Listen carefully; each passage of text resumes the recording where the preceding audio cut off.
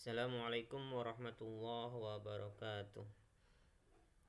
Pada kesempatan kali ini kita akan membahas terjemah dari surah Al-Ghasyiyah ayat ke-11 hingga ayat ke-20.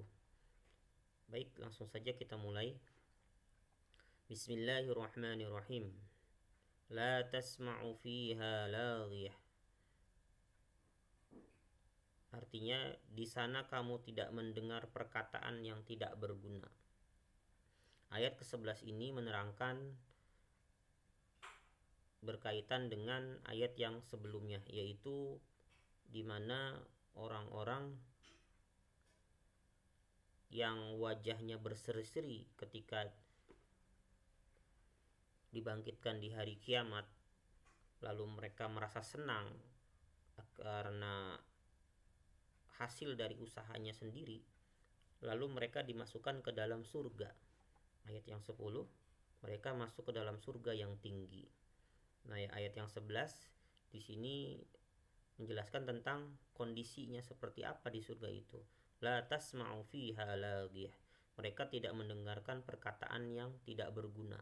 Jadi semua perkataan yang ada di surga atau penduduk surga itu yang dia katakan, yang mereka katakan itu bukan perkataan yang sia-sia, seperti misalkan dongengan atau mereka saling membuat humor. Itu tidak ada di surga. Jadi mereka semuanya mengatakan perkataan yang berguna, perkataan yang memiliki makna. Selanjutnya ayat yang ke-12, fiha ainun jariyah. Di dalam surga itu terdapat air, mata air yang mengalir. Nah, mata air yang mengalir ini untuk siapa? Untuk penduduk surga. Itu orang-orang yang beriman yang telah dimasukkan ke dalam surga oleh Allah. Di dalamnya ada mata air yang mengalir. Di ayat yang lain dalam Quran bahwa air itu berupa air susu. Ada yang berupa mata air madu. Seperti itu. Jadi mata air itu airnya bisa langsung diminum oleh penduduk surga tanpa harus dimasak. Kemudian fiha sururum marfu'ah. Ayat yang ke-13, di dalamnya ada dipan-dipan yang ditinggikan. Jadi dalam surga itu nanti penduduk surga memiliki dipan-dipan yang tinggi. Untuk apa? Untuk mereka beristirahat, untuk mereka berduduk-duduk seperti itu. Wa akwabum mawdu'ah. Ayat yang ke-14, dan gelas-gelas yang tersedia di dekatnya.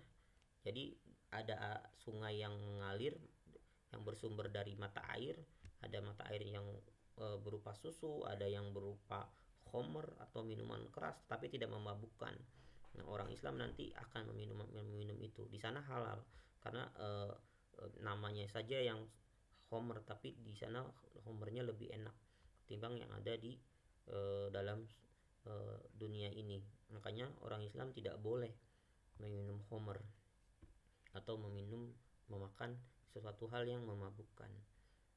Karena nanti di sana akan diberikan, tetapi tidak memabukkan dan rasanya tidak menghilangkan pikiran atau akal manusia yang meminumnya. Di samping dipan-dipan itu tersedia gelas-gelas. Nah, gelas-gelasnya itu untuk apa? Untuk penduduk surga minum, mengambil dari sumber mata air yang tadi. Nah, minum-minum gelas-gelasnya ini itu terbuat dari macam-macam. Ada yang terbuat dari emas, ada yang terbuat dari perak, ada dari perunggu, seperti itu. Nah, beda dengan di dunia. Kalau di dunia kita tidak boleh menggunakan peralatan makan yang terbuat dari emas, itu haram. Jadi kalau misalkan kita saking kayanya nih, ada orang piringnya dari emas, nah itu nggak boleh, nggak boleh digunakan. Kalau kita orang Islam, kita nggak boleh makan minum dengan wadah yang terbuat dari emas, itu nggak boleh, haram.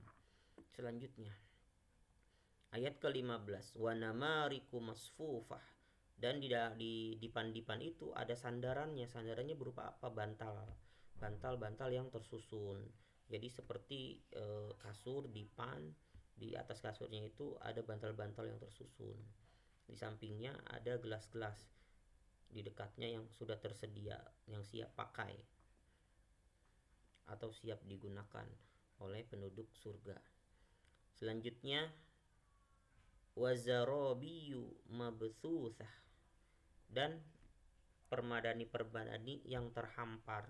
Di dipan, di sampingnya ada gelas-gelas, kemudian di atas dipannya itu tersusun bantal untuk sandaran, lalu di bawahnya itu terdapat permadani-permadani yang terhampar atau yang sudah dibuka permadaninya.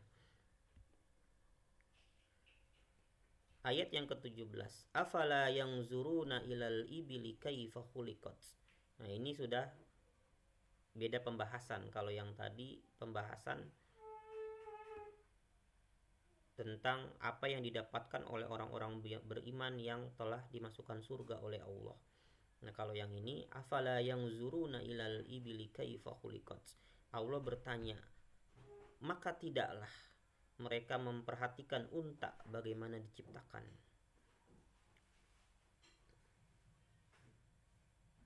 Jadi Allah menanyakan, apakah kamu tidak memperhatikan bagaimana unta itu diciptakan? Unta itu lahir kayak apa, seperti apa unta itu dilahirkan. Seperti itu. Kenapa Allah menanya seperti itu? Ini adalah sebuah informasi dan tantangan untuk siapa? Untuk orang-orang yang berakal dan beriman. Jadi kalau untuk orang-orang yang berakal dan beriman, mereka pasti bertanya, kenapa Allah nanya tentang penciptaan unta? Pasti di situ ada sesuatu rahasia yang disembunyikan oleh Allah dan dapat diketahui oleh orang yang menggunakan akal dan imannya. Seperti itu. Wa ilas samai kaifa rufi'at, dan langit bagaimana ditinggikan. Apakah kamu nggak pernah merhatiin, nggak pernah memperhatikan langit itu bagaimana ditinggikan? Kita lihat langit di atas sana.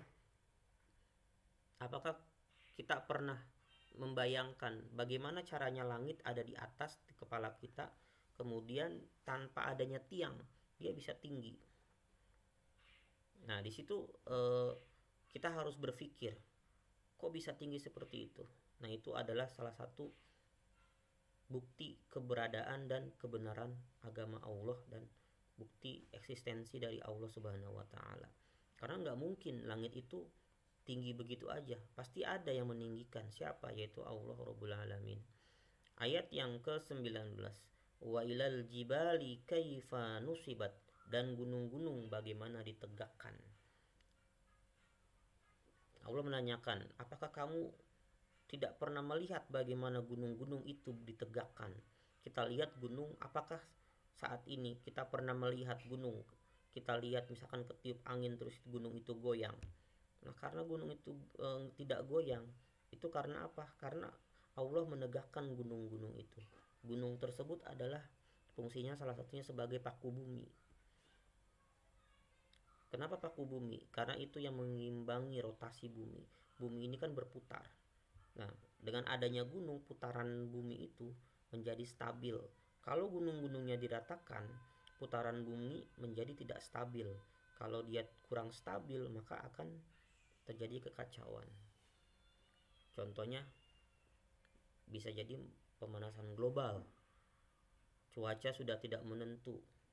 Kadang hujan, yang harusnya tadinya musim hujan tiba-tiba musim kemarau. Seperti itu. Itu akibat apa? Akibat banyak alam yang dihancurkan oleh manusia. Ayat yang terakhir yang ke-20, wa ilal ardi kaifa sutihat, dan bagaimana bumi dihamparkan. Bagaimana tuh bumi diletakkan sama Allah seperti hamparan.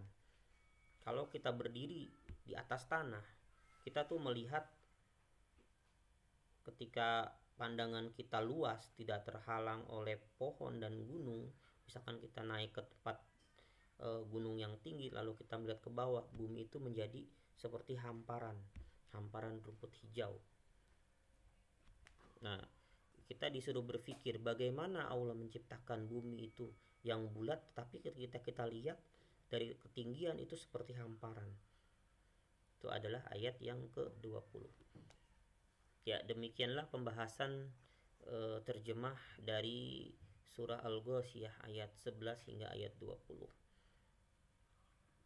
Kita bertemu lagi nanti di pembahasan berikutnya, yaitu pembahasan terjemah ayat 21 hingga selesai dari surah Al-Ghasyiyah.